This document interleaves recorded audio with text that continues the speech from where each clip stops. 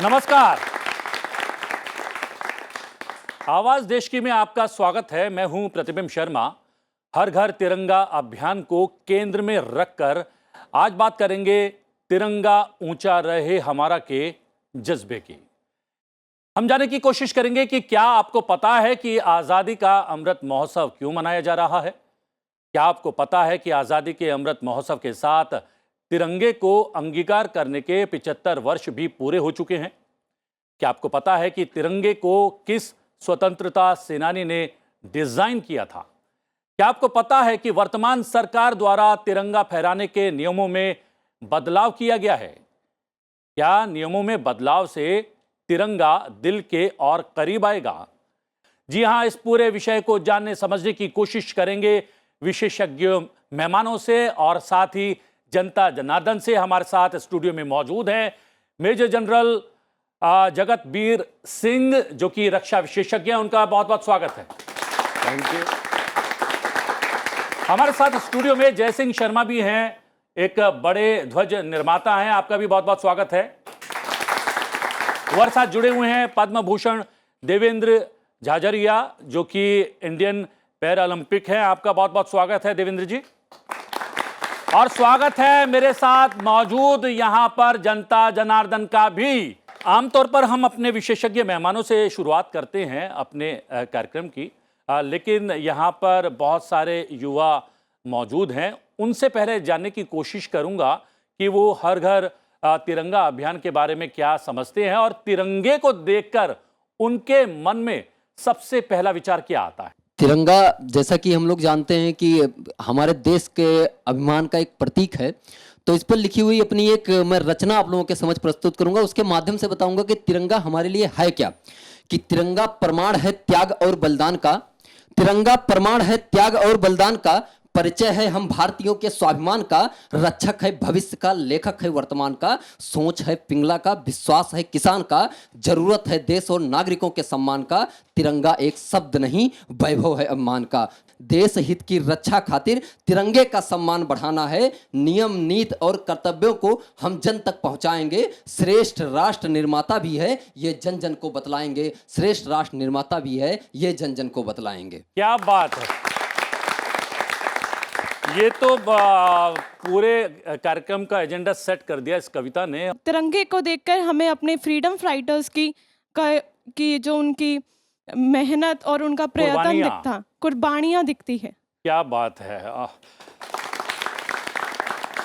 और यहाँ पर सीमा पर रहकर देश की रक्षा करने वाले major general retired जगतबीर Singh ji हमारे साथ मौजूद हैं। और जब हम देखते हैं अपनी सेना के जज्बे को, हमारे दिल से निकलता है जय हिंद और सैल्यूट करते हैं। जगतबीर सिंह जी, भावना इतने उबाल मार रही है जिस तरीके से यहाँ पर युवा ने कविता सुनाई और इस बच्ची ने बताया कि तिरंगे को देखकर उनके क्या जज्बात सामने आते हैं। एक सैनिक के लिए तिरंगे का क्या महत्व है।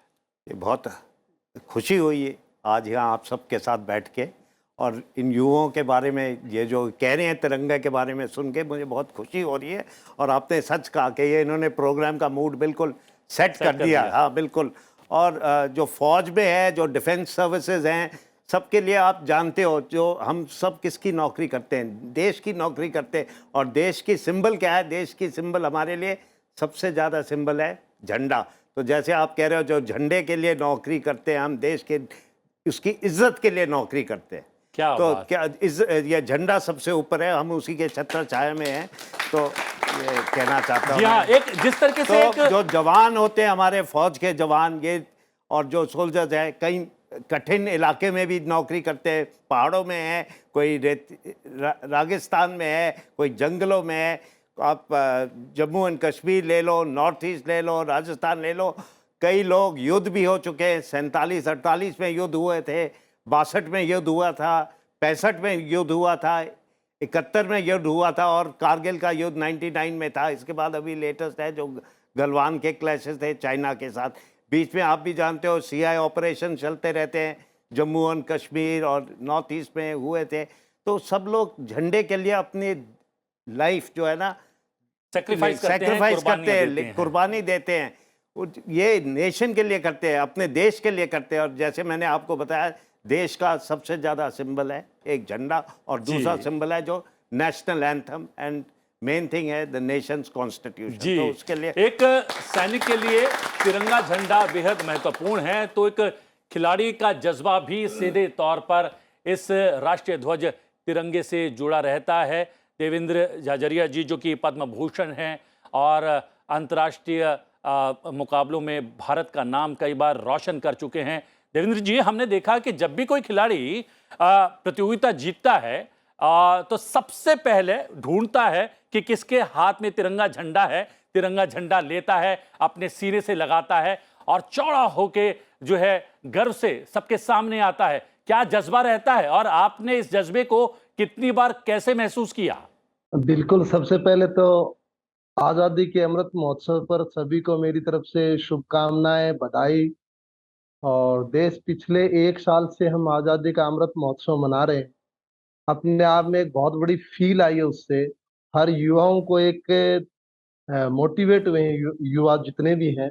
और बात जब राष्ट्रीय ध्वज की चलती है, होती है, तो उससे ऊपर तो कुछ हो ही नहीं सकता।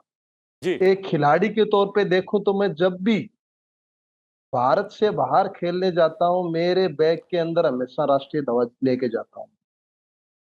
और जब हमारी फाइट होती है, एक बहुत बड़ी फाइट चलती है, हम सेंटीमीटर से कभी हारते हैं, सेंटीमीटर में जीतते हैं।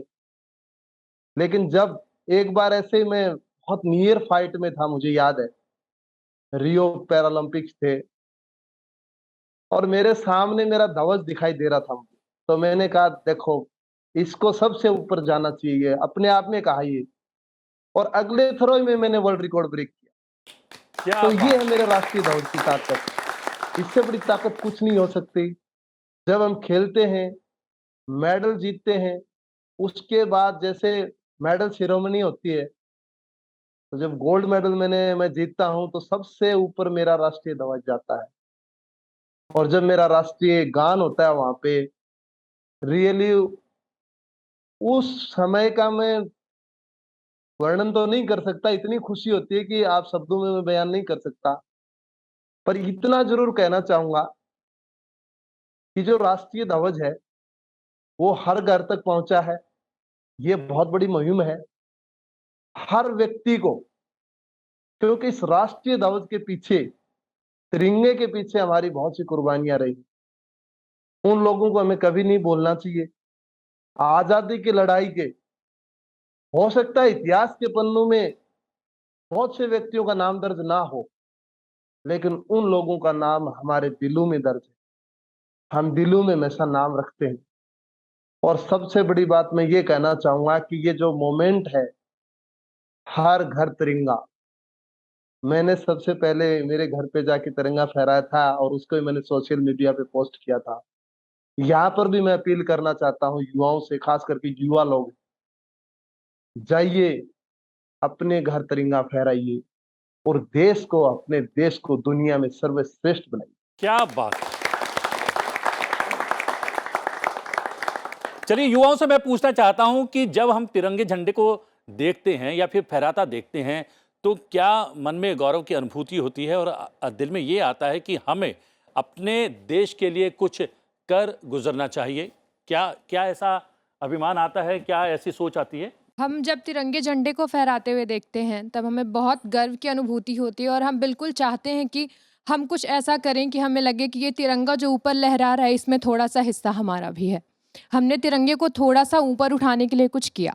झंडे को देख के हमें देशभक्ति की भावना तो जागती ही जागती है और हमें ऐसा अनुभव होता है कि हम सच में बहुत सौभाग्य हैं जो हम भारत जैसे देश में हमारा जन्म हुआ है। और हम यही चाहते हैं कि आगे जाके हम भी कुछ ऐसा करें जिससे हमारा जो झंडा है वो दुनिया के हर ऐसे जगह में ऐसे ही लहराए और हमारे अंदर भी एक बहुत प्रोत्साहन और बहुत एक मोटिवेशन फील होती है उस टाइम पे। और सबसे बड़ी बात यह है कि जो राष्ट्रीय ध्वज होता है ना, वो आम ध्वज नहीं होता है, बल्कि एक स्वतंत्र देश का प्रतीक होता है। इसीलिए हमने सबसे पहले अंगीकार किया अपने तिरंगे झंडे को एक राष्ट्रीय ध्वज के रूप में, और उस राष्ट्रीय ध्वज को दुनिया में सबसे ऊंचा फहराने का प्रयास हर क्षेत्र में हर भारतीय कर रहा है। और जैसे कि यहाँ पर युवा भी कह रहे हैं कि उनका भी ये प्रयास रहेगा कि हमारा तिरंगा झंडा विश्व में अलग अलग क्षेत्रों में जो ऊंचाइयों पर फहराता रहे। हमारे साथ जय सिंह शर्मा जी भी हैं। जय सिंह शर्मा जी ध्वज निर्माता हैं। आपने किस जज्बे के कारण तिरंगे झंडे का निर्माण और उसका व्यापार शुरू किया? मेरा सर 1989 से झंडे का काम है, लेकिन 15 अगस्त और 26 जनवरी पे एक महीने पहले हम तिरंगे झंडे की भी तैयारियां करते हैं, और अन्य अन्य जो शहरों में दुकानदार हैं उनको हम भिजवाते हैं। कोई 100 लेता है, कोई 500, कोई 1000 से लेते हैं। इस बार तो मेरे को भाषा समझ नहीं आ रही कि मेरे को एक झंडा, सरकार ने मेरी वेबसाइट पे नंबर डाल दिया। हाँ। तो सभी लोगों के फ़ोन आते हैं। अच्छा। और एक झंडे के लिए फ़ोन आता है कि मैं फला गांव से बोल रही हूँ, भाषा मेरे समझ में नहीं आई, त्रिपुरा से फ़ोन आया मेरे पास, कहाँ से फ़ोन आ रहे हैं। तो उनको हम संतोषजनक जवाब देते हैं कि आपको एक झंडा पोस्ट ऑफिस से मिलेगा, इस टाइप से उनको समझा देते हैं। और वैसे हम 1989 से रेगुलर झंडा बना रहे हैं जी। ये झंडा राजनीतिक पार्टियों से हटके है। इस झंडे का जो मान सम्मान है ना, वो अलग है। तो हम इसकी लंबाई, चौड़ाई, कटिंग, सिलाई का विशेष ध्यान रखते हैं तिरंगे झंडे का जी। पैकिंग भी इसकी अलग टाइप से होती है।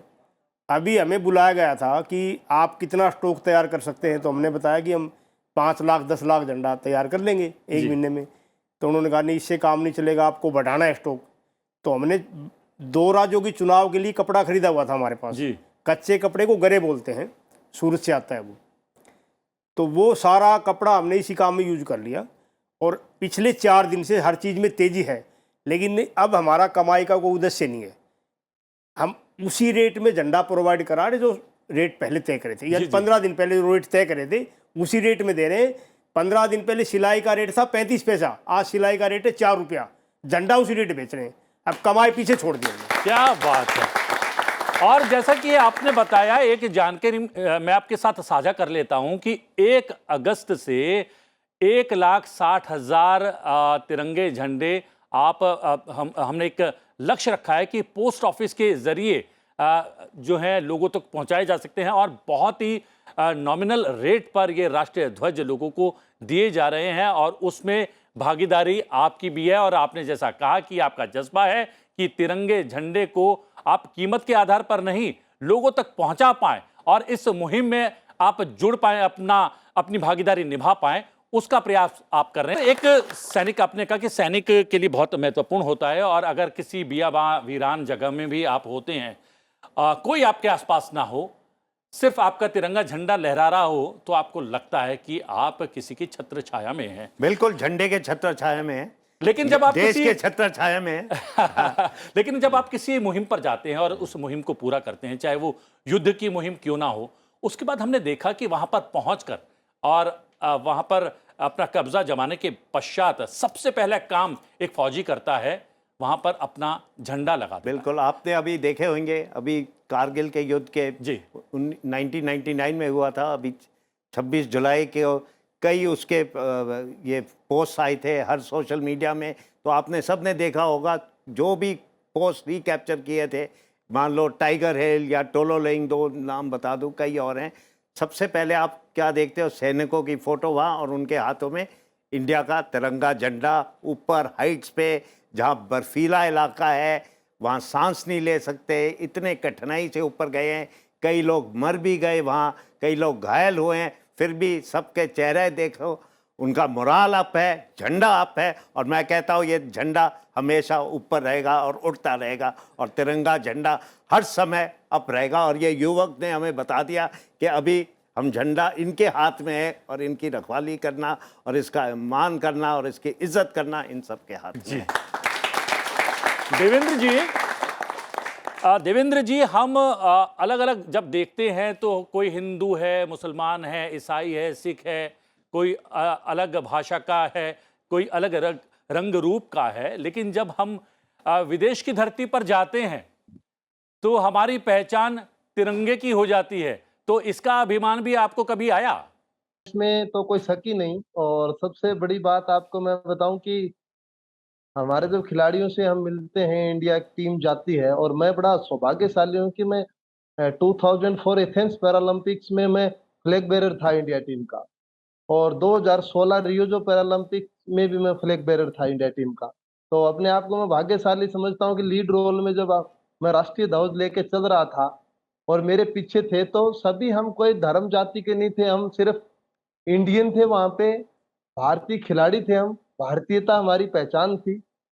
और इससे आगे कहीं ना कहीं मैं एक बात कहना चाहूंगा, जो हर घर तिरंगा जो मुहिम है, इसके लिए मैं भारत सरकार के माननीय प्रधानमंत्री नरेंद्र मोदी जी को बहुत बहुत धन्यवाद देना चाहता हूँ, बधाई देना चाहता हूँ, क्योंकि ये अपने आप में एक बहुत बड़ी मुहिम है। राष्ट्रीयवादी भावना जागृत होगी हमारे युवाओं में और हर घर तिरंगा फहराएंगे।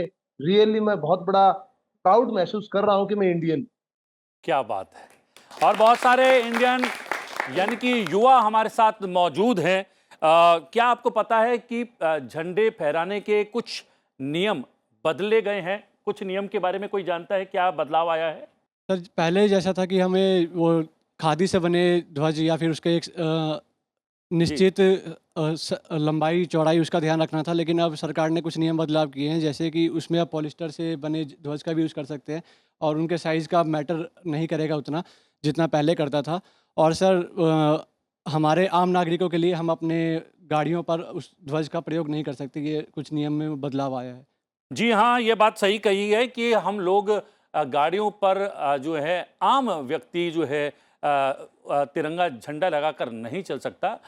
जो उच्च पद पर आसीन हैं, राष्ट्रपति हो गए, उपराष्ट्रपति हो गए, प्रधानमंत्री हो गए, लोकसभा अध्यक्ष हो गए, वो उस स्तर के जो विभूतियाँ हैं हमारे देश की, वो तिरंगे झंडे को अपनी गाड़ी पर भी लगा सकते हैं। लेकिन क्या ये जो अभियान है उसमें अपनी भागीदारी भी युवा निभा रहे हैं? आप लोग निभाना चाहते हैं?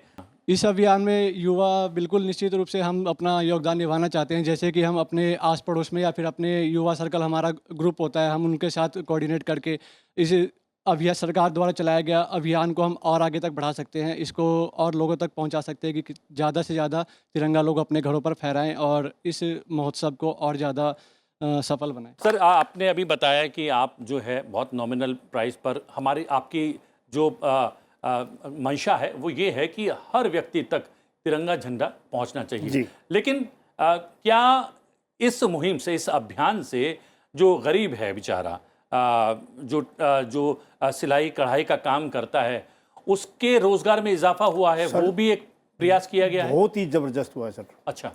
और विशेषकर अल्पसंख्यक समुदाय के लोगों को। अच्छा। हाँ, मेरा लगभग 100-150 गांव में झंडे का काम सिलाई का चल रहा है। अच्छा। पिलखुआ हापुड़ की बेल्ट में।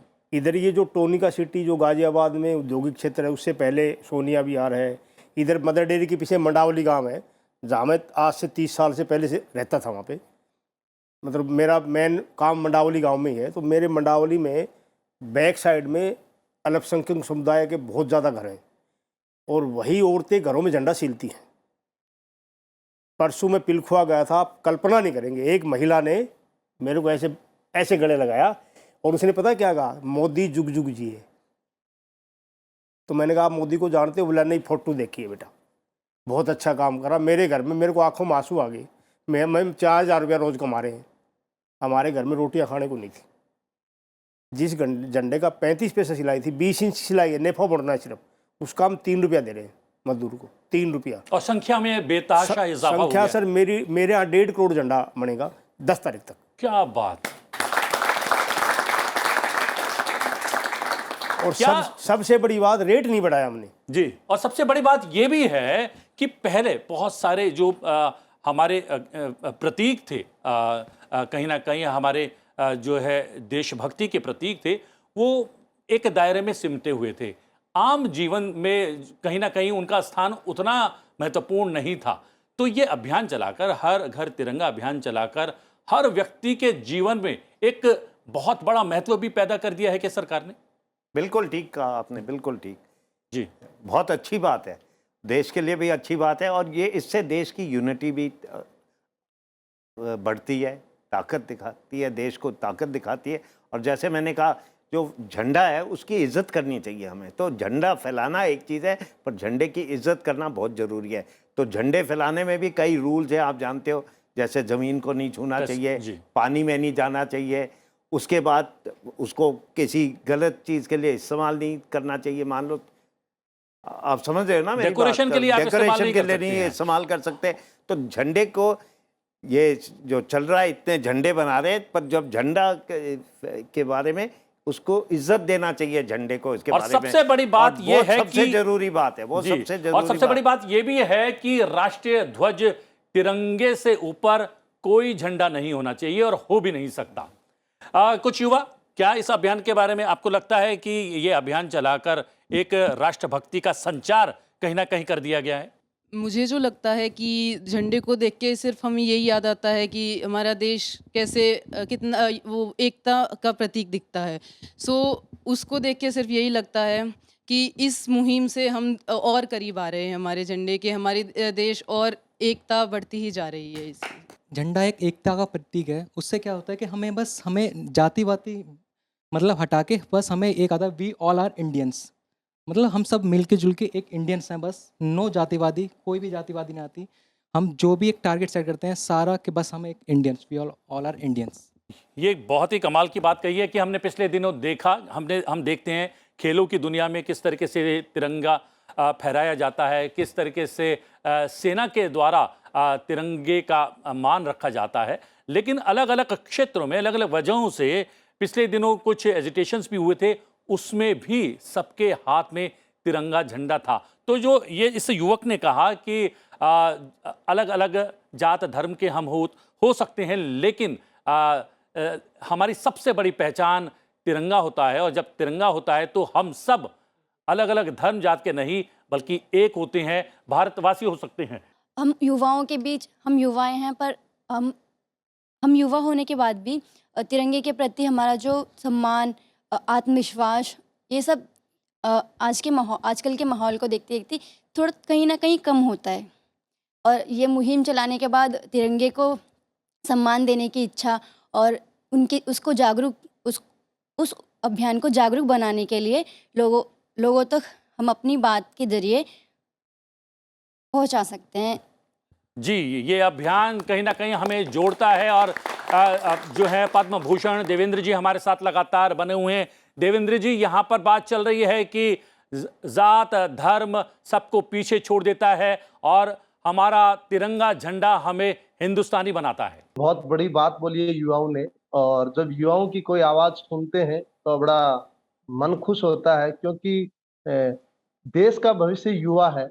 और इन युवाओं ने जितनी भी बातें की बहुत अच्छी लगी। विशेष तौर पे मैं ये कहना चाहूंगा कि आपके अंदर राष्ट्रीयता की भावना जागृत होगी जो ये मुहिम है। इससे विशेष तौर पे जो युवा है वो ये सोचेगी कि मुझे मेरे राष्ट्र के प्रति काम करना है।